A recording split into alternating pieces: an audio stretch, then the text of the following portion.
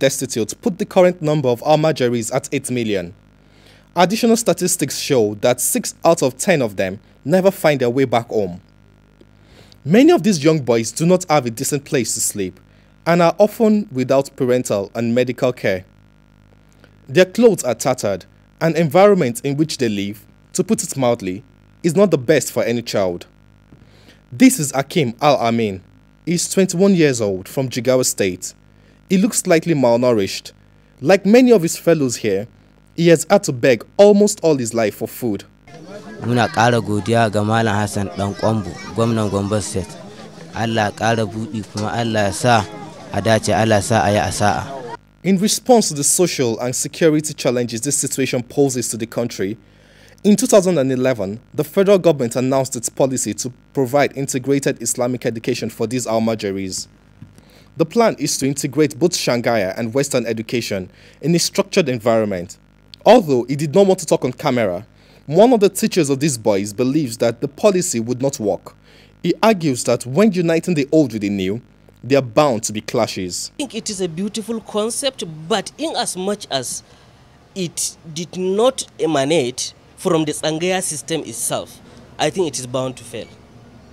Why? Is because by the time you are somewhere upstairs sitting under AC and you are thinking that you will just sit down and design a program for implementation, then you think the stakeholders will agree with that program. I think we are getting it wrong in terms of the program implementation or in terms of program design.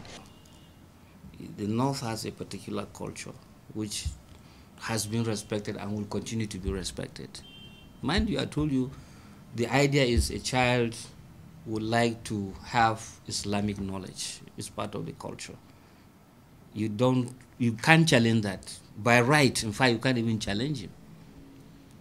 All right? But if you find the system requires to be further assisted so that the child does not only stop at learning, but he becomes productive to society, that's another dimension altogether. Beyond the challenges, Dr. Ibrahim Danbazi, the UNICEF representative in Gombe, offers solutions. We don't have to have all the PhDs. We don't have to have all the MScs and BScs and so on. But let somebody be literate enough so that you can you can train him as an ordinary artisan. And by so doing, he will sustain himself, he will support the development in the society, and you find that he's no longer a liability to anybody. Find a way out or develop a sort of a plan whereby this Tsangaya system will be a sort of strengthened so that these Almajiris, they don't only read Holy Quran there, but also they will be empowered in terms of skills acquisition. For example, like tailoring, like carpentry, like painting and other jobs. A living example of the importance of vocational training is Sani, a physically challenged shoe repairer who does not just make a decent living from his business, but is also an employee of labor.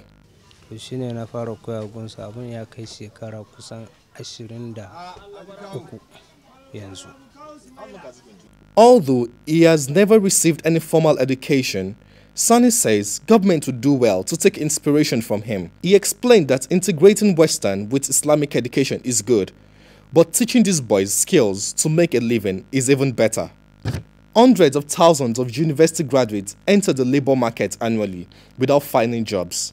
Schooling these boys, many of whom have already passed primary school age, like Hakim, seems incomplete, which is why experts are advocating that government should go beyond integrating Western and Islamic education, but also incorporating vocational training in their curriculum.